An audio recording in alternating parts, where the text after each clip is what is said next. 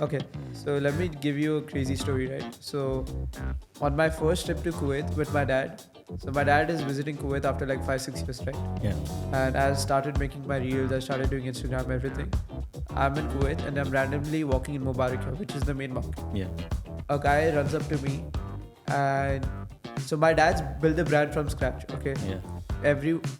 He's the guy. Yeah. I've learned what I've learned from him, right? And this guy comes up to me, he's like, Naseem bhai. And he calls me and he gives his phone to my dad and he's like, I want to take a selfie with him. So he wanted to take a selfie with you. He wanted to take a selfie with me. And my dad's like, dude.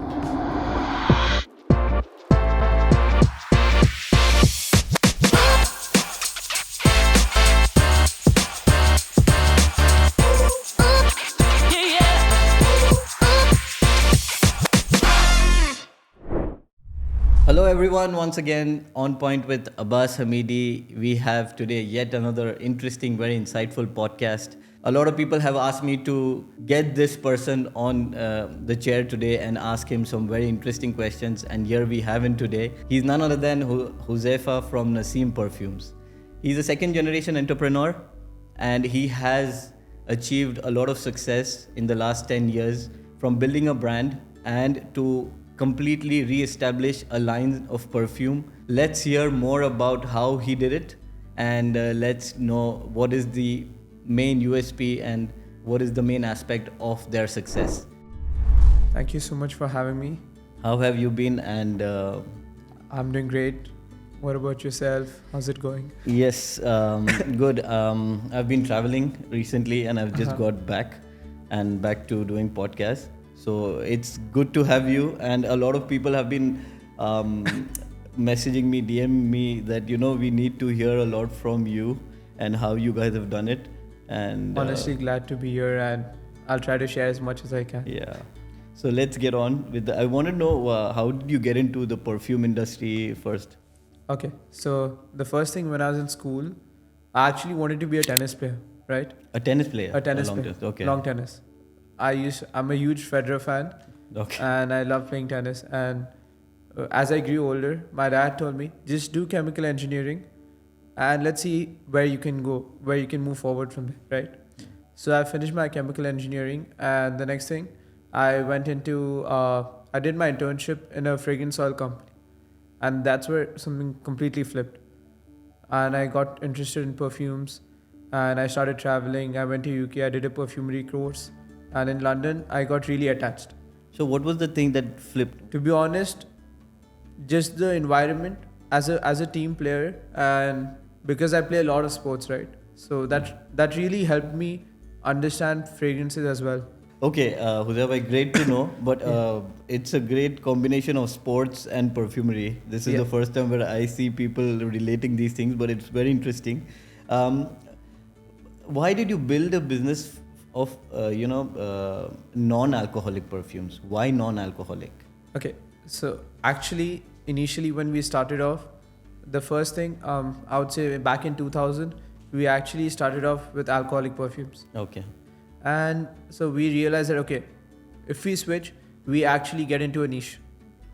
And as soon as we started testing out the non-alcoholic formulas, and we launched our first non-alcoholic perfume, it was actually called Sadaf. Okay. And that really took off. Yeah, Sadaf, I remember. It was just a small 50 ml bottle in a red pouch, and that really took off, and that really helped us. And we never looked back, and we realized that it's a niche, something that no one else was doing. Yeah. What were the difficulties you faced? Because I think if it's a niche, right, and nobody's doing it, wouldn't a lot of people would have sights on giving the non-alcoholic? And what was your upper hand, and how did you manage to do it? So actually the biggest thing for us was, so oil and water don't mix, right? Yeah. So what we had to do was somehow try to make the oil and water mix. So we had to test a lot of solubilizers, a lot of different emulsions, and try to stabilize the oil and water. And finally we cracked it. But then we realized that with every fragrance oil, it was a whole different formula. Okay. So it took like a lot of trials and errors. And then we came up with a formula, and we found a stable emulsion. And we then tried to make sure that the product still stays strong, like an alcoholic product. Yes. So Yeah, so there is a lot of myth in the market as well, where people say that, okay, if you're not having alcohol in the perfume, there it's not long lasting, and it's just it's just a way to tell people that, okay, there is a scent, but it does not last. So how would you differentiate? So actually, the most important thing is it's not the alcohol that makes it strong, right?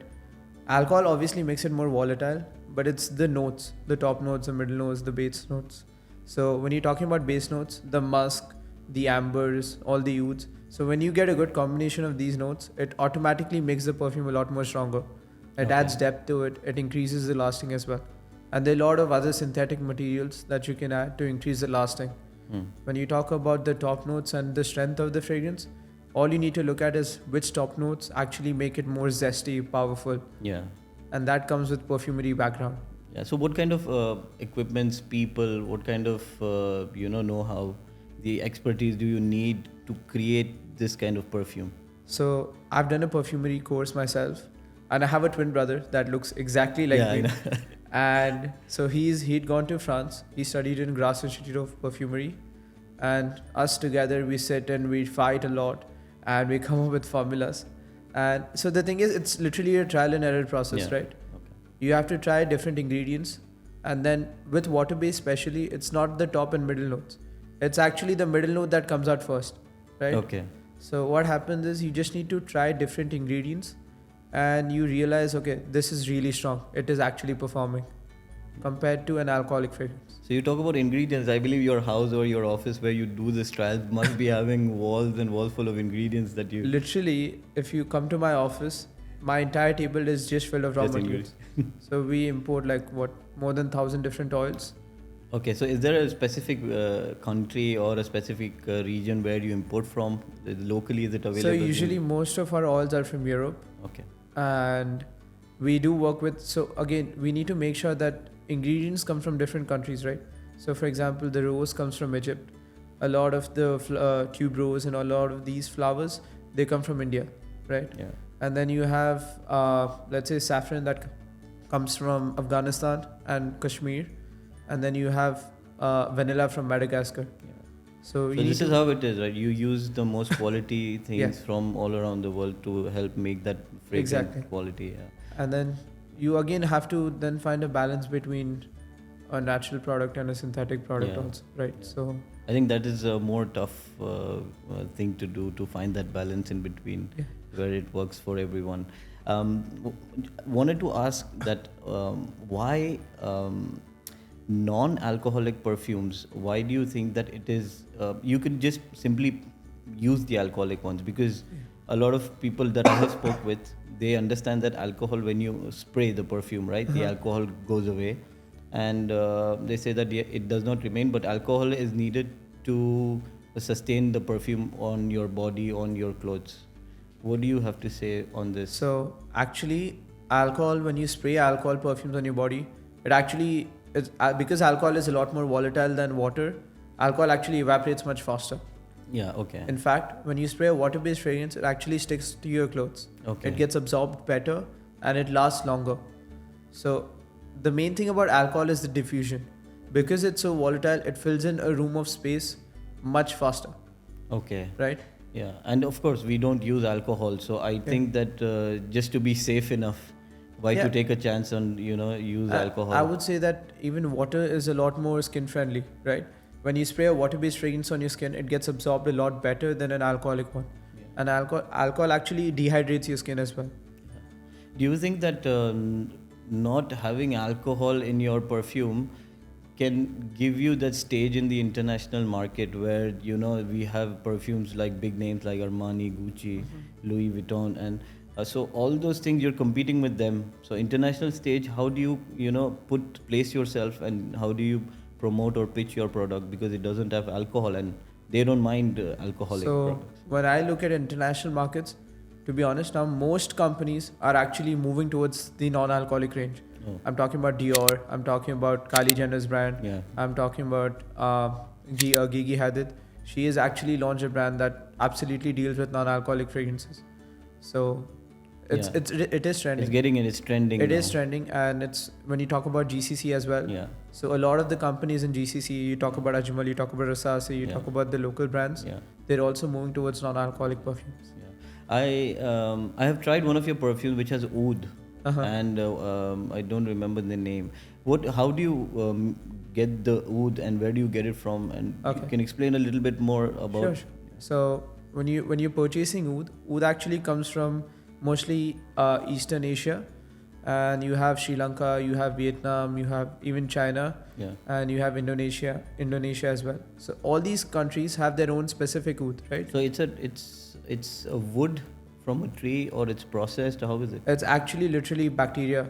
It's so a bacteria. What happens is you actually poke a tree or nail a tree, and so the tree has a reverse mechanism, right? So it reacts to the needling, for example, and it actually removes the bacteria, and that actually is oud. Oh, okay. So that is how it is. Yeah. Okay. And then you scrape it off, and then you literally scrape it off the tree, and you use that, and so literally every part of the tree is actually sold. So the part where the bacteria evolves is actually the pure oud, and then even the back is used for oud motor, which is then fragrance oiled and then sold. Which is the most expensive wood? Which region you can say derives the best wood? So there's something called the underwater oud, which is sold in Sri Lanka, and so this is it's non-sinking oud as well. And you have ouds which are actually, it depends on how rare the oud is, right? So if the tree is really old, the oud becomes more expensive. More expensive. Yeah. It gets more. Exactly. Yeah. Let's talk more about the more marketing aspect of your business. It's a densely challenged market. A lot of competition. Everyone's getting into the perfume industry, and I believe that the margins are very healthy. Is what I believe. And once you like a fragrance, or once the fragrance gets very popular, then they don't mind paying a higher price because they want that specific fragrance, right? So how did you manage to place yourself and get into this market even so late in that you came in? So actually our company is now almost 24 years old. Okay. And so, but when I joined the company, when I started getting into it, so what we realized is there's a lot of copies, a lot of people that are already copying our products. Yeah. And that's when I realized that, okay, the cheaper products are being copied, so why not move into an expensive range? And that's when we actually launched a more niche range, that's when I realized that these kind of products need marketing, right? So that's when I decided to go on and have an Instagram page, a TikTok page, and I put myself on screen and I started making videos. It was really simple, but all that I wanted was to educate people on what's the difference between a cheap perfume and a high quality fragrance. And that's when it really helped us. Okay, great. But can you tell me if you have a breakthrough? Okay, when both your brothers you fight, and then you come out with a scent where you both are approved of. How do you make that into production? What is the process, streamlined production that you go through? Okay, so the first thing is, once we have finalized the fragrance, we give it out for sampling. We test it out with different customers. We do a blanket, so we give it out to we sample it out with different clients, and we see the response, right? So if the client's response is positive, we then test it out with our internal team as well, and then see, okay, the clients have a good response. Let's just make a small batch of these perfumes and test it out. If the batch goes well, then we do the same thing on a larger scale. So you first make an oil, right? Yeah. I mean, and then you give it to your factory or the people, and then you tell them to derive that in a bottle or. So okay, so let's go into the oil section, right? So the biggest thing is what a lot of people don't understand is oil can be made by a manufacturer, and then there's a whole fragrance oil company. That's a whole separate thing. So most companies in the market actually just buy the oil, mix the alcohol, and that's it. So they don't actually make their own perfumes. Oh, okay. So the perfume division is a whole separate field. Oh. Manufacturers only bottle the fragrance and add alcohol and packaging to it. The fragrance is actually the fragrance. So you're saying the fragrance is ready made? The fragrance is actually ready made. by most of the big fragrance oil suppliers. People like IFF, Jivata, Simrise. They actually rule the perfume industry. Okay, so they already have those fragrance ready. You just need to add whatever extra you want to add and then just sell it. So that's what most of the people are doing right now. Yeah. So when you actually look at the fragrance market, most of the perfume, so most of the companies are actually using the same oil. Yeah, it makes sense because when there is a whole perfume market here, and when you walk from one place to another place, sometimes you just see that the same scent, the same fragrance is in just branding is different. So this is how it's very common. I want to ask you, there is a person in the market, I of course will not take the name, but he's very famous. And he says people that you can get anything to him and he's just going to smell it and then he's going to create the exact scent. And he's been trending, he's marketing, but is it possible? Do you think this can be done? So, to be honest, it's almost close to impossible to actually make a fragrance from, let's say, a plant. It requires really extensive knowledge about perfumery and raw materials. So what you can do is actually, let's say someone comes to me and says that, okay, make this smell of this cloth. Unless you have the raw materials already ready of the cloth, you can't actually make it. And do you think that maybe if I smell the same thing, I might find a different scent and the other person might, because it's natural. So if you say a plant, right, it does not have just one particular smell. Yeah, absolutely. So it's not possible to do that. So the first thing, so when I spray a perfume on my cloth and I bring it after, let's say, 2-3 days, it's a completely different product. Yeah. So even after 1 hour, the perfume is completely different. Also, I wanted to talk about kasturi. Okay. In the Islamic world and the region that we stay here, if I'm going to a very renowned oil or other shop, the best perfume, they would say that they have one bottle in the whole showroom, and it's the most expensive bottle, and they have a special place or a locker or something where they bring it, and it's called the kasturi. Can you tell me what it is and why is it so unique? Actually, kasturi comes from deer musk. Okay. Deer and musk. Okay. The deer musk is actually from the deer's intestines. Okay. And so this product is actually so unique. If a droplet of this on a piece of cloth will last for almost 40 to 50 days. Okay. And it basically comes in a pod and you basically have to grind it, and then right now it's actually completely banned, and if a perfume company claims to have it, it's actually false. What they're most likely doing is having a synthetic version of it and selling it to the customer. So they're just trying to make it look like it's the real thing for doing all that. Yeah, because kasturi has been banned for almost more than 10 years now. Okay. Internationally in the global market. Because it's derived from the deer and you have to hunt the deer before. Exactly. So animal Exactly. It comes from the Tibetan deer and that's completely banned right now. Okay. Let's talk about the most popular thing with your brand that has happened is that Harbajan Singh, the Indian cricketer, has promoted one of your perfumes, and I believe that it wasn't paid, it was completely organic. And I've seen a lot of trends that he set, and a lot of people have come because he has marketed on his channel.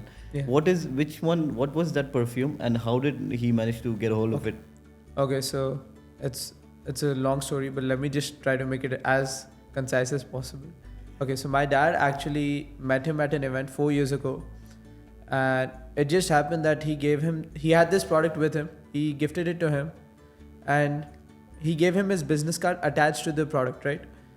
2 years later, my dad randomly receives a call, and he's like, "I'm Harbajan Singh, and I'm looking for this product, and it's called Musk Safi.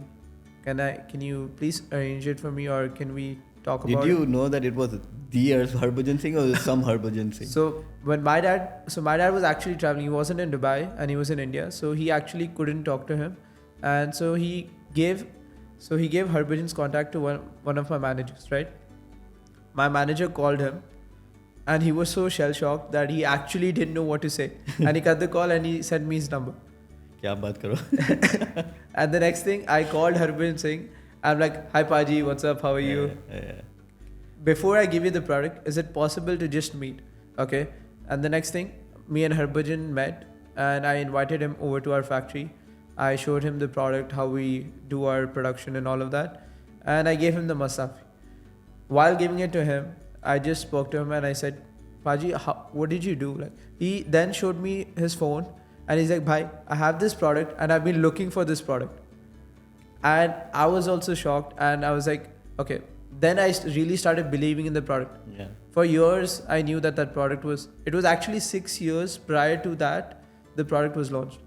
And as soon as that video was there, and then the next thing was the video has trending, 100 million views and the That's entire Indian market opened up for us. And so let's talk about social media, the impact of social media, because 100,000 views in what, like 10 days or 5 days? 100 million views. 100 million views. Yeah. So tell me the impact. You do a lot of TikTok videos, right? And Instagram, and you're trending. How has it changed business? So literally, when that video went viral, we were literally sold off. So we would get our products, we would do the manufacturing and get sold off in the next hour. For almost 1 year, that product was almost sold out all the time. We had a waiting, so we literally had people in India. We had sent people out in India to handle just messaging. We were receiving almost 3,000 to 4,000 messages a day. And we didn't know what to do because we had to just promise people that they'll get their products. And we were taking pre-orders 3 months in advance. And it became crazy for us. And then we scaled slowly. And then we launched actually a perfume version of the oil. And that's when it kind of stabilized. I think the most organic way to make a celebrity an brand ambassador is what you guys are doing. Okay, talking about non-alcoholic coming to the which is the biggest misconception that people have in regards to non-alcohol perfumes? Okay, so I would say the biggest thing is that people believe that it doesn't last as much as an alcoholic perfume, and it's not as pungent as an alcoholic perfume, but it's completely like when you compare an alcoholic fragrance and a non-alcoholic fragrance, the properties are itself completely different. So what you rather do is you look for if you want to look for a good heavy product, you look for something which is woody, more woody, and you get that. And so you suggest people to use a more it's people's choice. For example, if someone's looking for a very strong fragrance, you go for something fresh, citrusy. And if you want something really long lasting, you look for something woody, more sandalwood. So any difficulties that you faced long run with converting the alcoholic perfume into non-alcohol perfume? Any difficulty that you face, and it's is there any? So the biggest problem that we have is to explain why our products are white. And so when we mix water and oil, it actually turns milky. Yeah. Okay. So when you spray, of course. Yeah. So when you spray, it actually sprays white. Yes. And so we can actually make it transparent, but we choose to make it white because that's the most stable form of the product. And that's when, if it becomes transparent, it actually stains your clothes, and it doesn't smell as good. So the white one does not stain? No. So the white one, if you obviously, same as an alcoholic product, if you bring it too close to your body, it stains. Yeah. But if you keep it from a small distance, then it doesn't stain. Also, do you think that spraying it on your body and just wiping it off is also a good way to use a perfume, non-alcoholic perfume? No. So what I usually recommend people is to just spray it onto your clothes or spray it on your pulse points and then apply it on yourself as well. Okay, what is the future of non-alcoholic perfumes, would you say? Where is the market heading, and where are you taking your brand? What is your future goals? And so, I mean, talking about 10 years down the line or 5 years down the line, I actually want to have a store in almost all the countries in the world, right? And we are looking at it. With every month, literally, we're having a store opening. So franchise model are you looking at, or how do you? So we're looking at both a franchise model, and we even literally franchise out our websites. Okay, just a website. And how do you do that? What is the concept? So what happens is let's say we have countries like Slovakia, we talk about countries like Croatia. There's a lot of people that don't even understand what non-alcoholic fragrances are, right? So firstly, we need to educate them, right?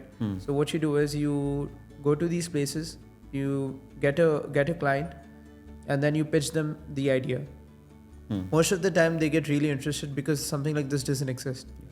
And then you tell them, you give them the website and just tell them, okay, start selling.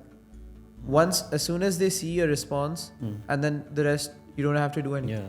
Also, can you talk about the pricing points compared to other perfumes and your product? So actually our products, so what we want to do is we want to be like an affordable but a niche fragrance.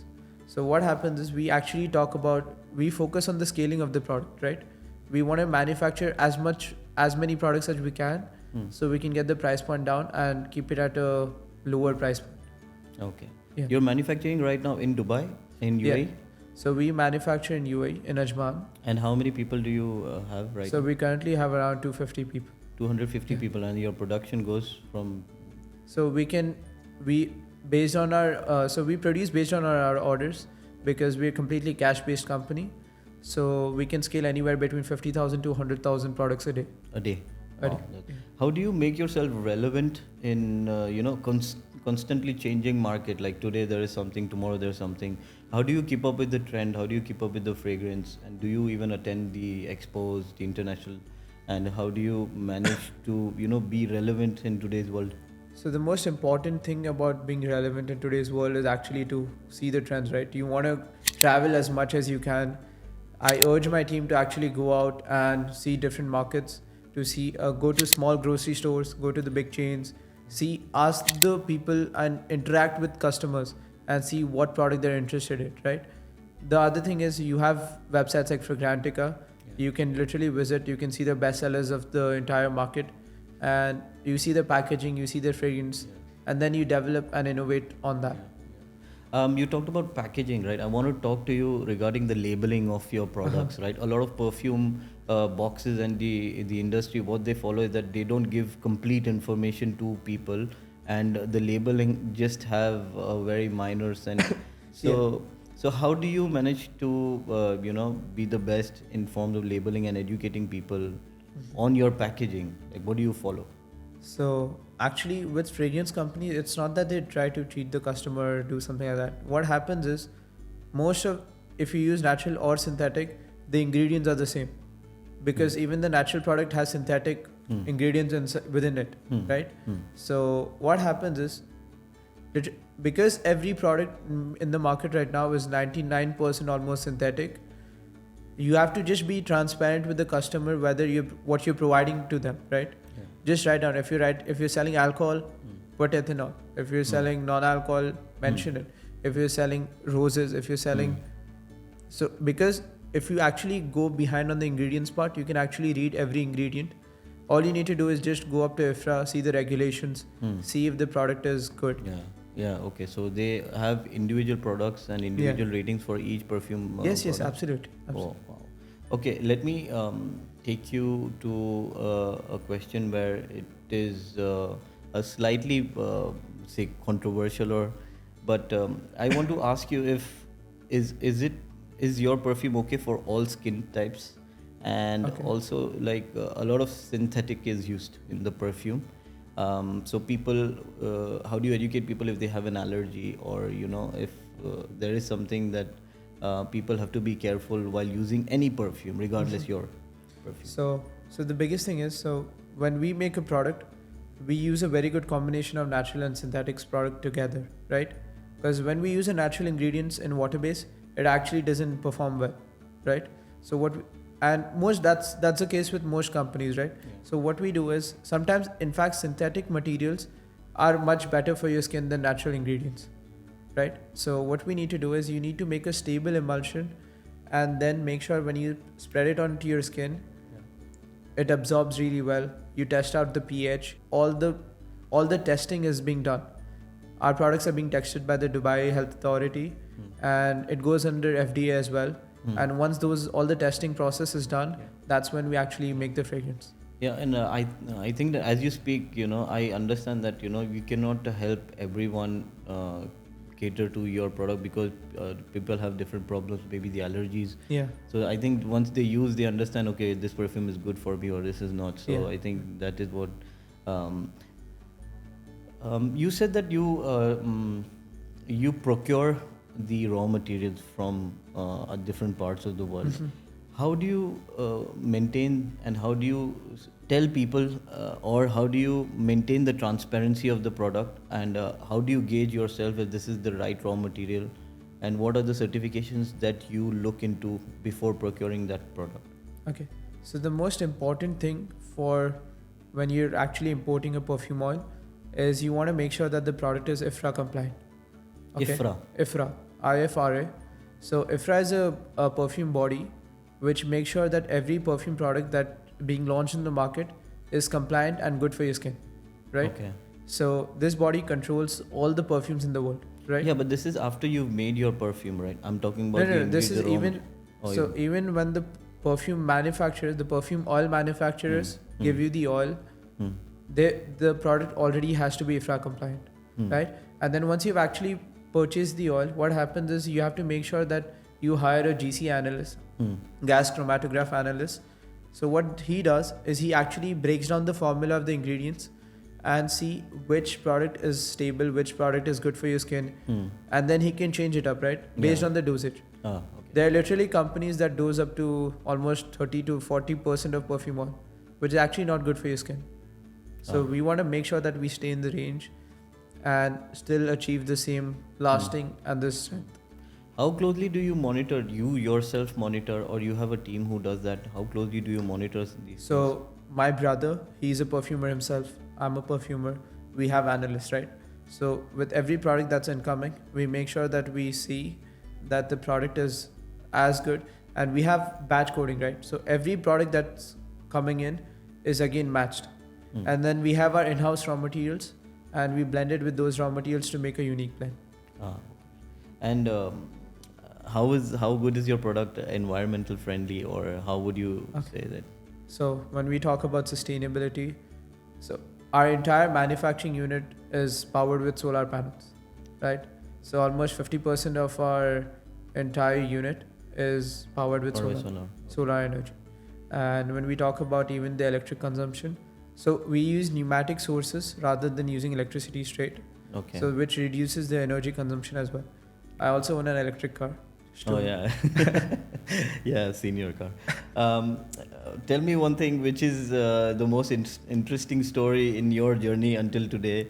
What is the most interesting thing that you faced? Maybe it's a customer, it's a product, or something that has stuck in your mind and you can say that I have learned a lot from what this has happened. What was it? Okay. So when I actually traveled to when I actually went to UK and I did my perfumery course, there was a guy who, when he was making the raw material, so when I showed him my water-based fragrance, he said like, bro, what is this? This is like dirt. That's literally what he said. He said dirt. Yeah. And so my dad used to tell me, he started the company like back in 2000s. He told me that his owner told him that, you know, your salary is like 250 KD and that's what you're worth. And so these things really stuck up to us, right? Yeah, that you can do something. We really wanted to make a water-based fragrance hit, right? We worked really, really hard to come up with formulations to make a water-based product successful. I think before you started doing this, water-based perfume was just a thing that, okay, if you were going for prayers, or you don't want to use alcohol in your life, only a very little people were using it, and it wasn't so famous. But once you guys started in the trends and how you marketed the product, and even I think the scent that you guys have built, it is now at par with a normal, and it's a big achievement. To be honest, the biggest difference between what we were doing earlier and what we're doing now is, and what other companies are doing is, people thought that water-based fragrances cannot give the same strength, even regardless of which oil you use, right? But with us, we realized that, okay, all you need to do is add a few materials to enhance the quality, right? And that really changed. And then we started educating people, and Instagram really helped us a lot. Instagram, yeah. I think social media is what. Yeah. Which is the country where you least expected to see your brand and you saw that, okay, I'm available here as well. Which is, to be honest, US was something that. Oh, US. Okay. Yeah, US and South America. So when we launched into the American market, we were like, because we didn't have stores there, right? So we just opened up our website and we just launched. But then what we realized is people didn't actually need stores. What was needed was just the products were given out to different fragrance influencers, and as soon as they posted, people were buying even without smelling the product. So what we So we what really was the cashed on- USP? Why were people buying it? Because it was non-alcoholic, or what was the catch there? So the catch was, firstly, it was non-alcoholic. People had never heard about this, right? The second thing was when you sprayed it, it was actually white. Yeah. So people actually thought it was a lotion and a water-based fragrance together. Oh. So people were really intrigued, and as Americans are, they really wanted to try it. So we started off at a very small numbers, and then as we kept moving forward with more and more marketing, it really evolved. Okay, so if I want to start your perfume franchise, say, or anyone who's viewing today is interested in, what is the process? Can you tell me? So you talked about a franchise, a full-blown store, or a website, and so how do people approach, and what's the concept between them? So the one way to go to with this is you can actually go to our Instagram channel. You can literally message us, and they will literally make you reach out to me all the way, and I'll get in touch with you. We have a team as well who will get in touch with you, and so we have a few terms. We have the decor, we have a certain location and a certain size of the store, and we have a bunch of requirements. So we give you these requirements, and we tell you what's your profit margin and what we expect of you.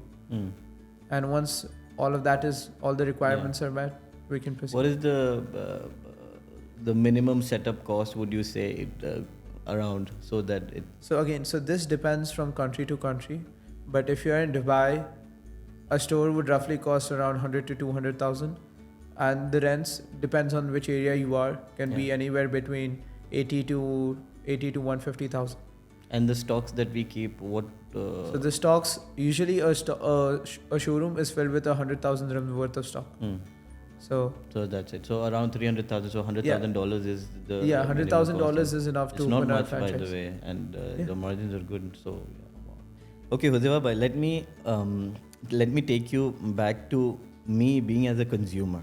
Okay, so if I want to go out and buy a perfume, so I enter a retailer, or what is the best practice, and how do I see that, okay, there's a perfume which is non-alcoholic, that is done, and what is the next step? How do I test the quality of a perfume, and as a consumer, which is the best practice to do? Okay, so the first thing, you go to a fragrance shop. You actually don't just put the fragrance on your body or your skin or a strip and just buy. Don't do that. What you need to do is actually put it on the strip and then roam around with it and test it out. Okay. Literally. So you just have that in your hand and then just roam around. Yeah, just roam around. Spend an hour with the strip. Spend an hour. Yeah, literally spend an hour with the strip and buy it after an hour to actually know if the product is good, and you test out the top, middle, base notes, and you see if it's long lasting. What do you mean by top? How do you, as me as a a layman? So when you actually first spray the product, the first thing that you smell is the top note. Okay. 15 to 20 minutes later, maybe half an hour later, you smell the middle note. Okay. And so that note actually stays for long. And then you have the base note, which is the most longest note, right? So if you actually like the middle and the base note, because that's what you're actually going to put on, right? Okay. You're not going to put on the top note, right? Right. So buy the fragrance for that. For Don't the top buy and the fragrance middle for note. the top note. Oh, Because so you don't buy it for the top note. You buy it for the later notes that comes. Yeah. The trail that follows. trail that leaves, right? Okay. Because what happens is when I spray a fragrance, I love it, but then when it transitions, that's not what you like, right? Okay, and is it true that you have to smell coffee? Is that a myth, or is it really a thing that they give you a coffee and then you smell it and then they ask you to smell another perfume? So you can say that it's a myth, but it's actually just to divert your nose from what you're actually existingly smelling. Okay. So what you can actually do is you can smell the inner part of your arm, And because it's always neutral, no one applies perfume here. Yeah. So you can actually use this to actually neutralize your nose as well. So that's just a gimmick that they do, right? Yeah. It's just a gimmick. And which is the best way to put a perfume? Like, I've seen people just, putting it around them and then walking through it, or you actually put it on your body. Which is the best way? Ideally, you put it on your pulse point. But what I would say is... What do you mean by pulse point? Here. Yeah, pulse point, wherever it's... Yeah. So it heats up, and because of the heat of the body, it actually radiates more. Okay. But what you can ideally do is, for example, I have a beard, right? So I can spray it on my beard because my beard's going to move. It's going to, Yeah. And usually hair holds on to the fragrance longer. Yeah. If you have clothes, if you can put it behind your hair, you can put it anywhere. And you just need to think of what places hold the perfume better. Accordingly, you can put. Go about it. Okay, let's talk about... as a consumer, we talked about, right? So me as a consumer, there are a lot of dupes in the market, right? Dupes in the sense that copies that, people do, and a lot of copies are now in the market. What do you recommend us as a consumer? How do we, buy, even if I'm buying a copy, which is a good copy, how do we test it? And is it buying a copy a good thing, and the price points? So can you talk about it? So, for example, there are companies that sell 1,000 dirham fragrance for even 10 dirhams. Okay. And there are fragrances that are sold at 100 dirhams. So, a tenth of the price of a branded product is usually ideal. Okay. But it's the same scent you're talking about. So, usually the scent is not 100% same. Okay. But usually a person that's buying a copy does not even know the actual product. Most of the time, a person buying a dupe has never actually used the branded product. So what happens is people don't even know what that smells like. So what people do is they actually have sprayed it in a mall sometime, and they think, okay, this matches this, right? So because you don't actually hold a Creed Aventus perfume and a Creed Aventus clone and match it, right? Yeah. So so that's where I think it's a marketing or it's a selling technique where they tell you the name, the brand's name, that okay, this is David of this and this is because that. what happens is so a lot of the times it's an easy way to sell, right? If I say that this product is a dupe of this, consumer is more likely to buy it.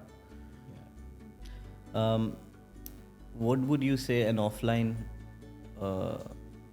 retail store or an online retail store, and if I want to do a franchise or get affiliated with your company or I want to start my own perfume brand, just to understand the business aspect of it, what would you say should be done? So the first thing, let's say you as a brand owner, you want to start selling perfumes, right? So the first thing I would recommend is, instead of investing in a entire shop, don't do that. What you can do is start off with an e-commerce page and just make good high quality products, right, which are long lasting, and give it out to influencers. The amount, let's say you're going to spend 300,000 to make a showroom, right? Yeah. Take the same 300,000, you can get at least 100 influencers. Yeah. And those 100 influencers are directly going to get you sales on the spot. And they don't have to be random influencers. It has to be with your niche, right? So if you're a fragrance blog, if you want to sell fragrances, you want to find fragrance bloggers. And those fragrance bloggers will directly get you the conversion. So traditionally what you do is you would open the store and wait for people to come in, which is very tedious and it takes a very long process. And people test and then they're like, we'll come back and buy. Yeah. Nobody comes back. That means he's not going to come back. So e-commerce really converts much faster and it actually gets more engagement and loyalty towards the brand. You have an e-commerce franchise model, right? Yeah. Can you explain more on that? What is it? Like I buy a website from you, or how does it work region-wise? So for example, let's say you are in a different, so there are a lot of countries, right? So let's say you are in Azerbaijan. Okay. If you're in Azerbaijan, you tell me, okay, I want to sell perfumes. I know that this sort of perfumes don't exist. You contact us, get in touch with us, and then we pitch in, okay, so that it's this amount of money, X amount of money to get the website for yourself, and then you have to buy the products, and we tell you, okay, this is the price range, which you can sell it off easily. And once you do that, we actually invest in marketing for you as well. and we help you to engage with fragrance influencers, bloggers, and how to go about it. And we also educate the staff, which is the most important thing. I think to do a franchise, I think the most important is the trust factor here, the trust in the product, and the trust in what you're saying is what you're delivering. So yesterday when I was having a conversation, there was one perfume manufacturer. He himself is selling a perfume. He told me that it is almost impossible to not use perfume in today's world, and he told me that even if you're not having perfume, it's impossible to use alcohol. If you're not having alcohol in the perfume, but when you clean your vessels or when you clean your utensils where you're mixing, that has to be cleaned with an alcohol scrub or a snub. So how do you manage to do that? I mean, how do you get rid of that when you don't use alcohol? So, because when you manufacture with alcoholic perfumes, you would want to clean it with alcohol, right? Okay, because because we're manufacturing with water-based fragrances, we can actually use just hot water and rinse it thoroughly. Okay. And it easily gets cleansed off. Okay, Huzefa, I want to. It's a very almost a long podcast today with you, but very interesting. It's a very interesting topic, and I want to know that what would you like to tell our viewers and the people that what should they do in today's world as a business entrepreneur, and how have you grown, from scratch? You have taken one concept and then you managed to make it big. What would you give a takeaway to my audience listeners for today's podcast? Okay, so the most important thing and something that I'd like to advise to people is what you need to do is in today's world, Instagram, TikTok, and mainstream media is really important. So you can't actually survive with an offline store, because offline stores are also run with online media, right? So what you need to do is, as a brand owner, go out there yourself and start making videos yourself. Don't, even a staff or someone, they can get replaced, right? They can move to a different company. You yourself will never be replaced, right? So go out there, make videos, talk about the brand, and educate the people. You don't want to go out there and just start selling. Go out there and start educating. That is the most important thing. And automatically the sales will follow. Wow. Thank you, Huzefa. Thank you for coming, Huzefa, to my podcast. It was an honor to have you, and a very insightful podcast. I've learned a lot about perfumes, and I think I will see perfumes in a different way from now onwards. Thank you to all my listeners today, the people who are watching the podcast, the reels, and it's been great support from you, and I hope this podcast would help you to have knowledge and to make a better future. Thank you. Do share, subscribe, and hit the bell icon. Thank you.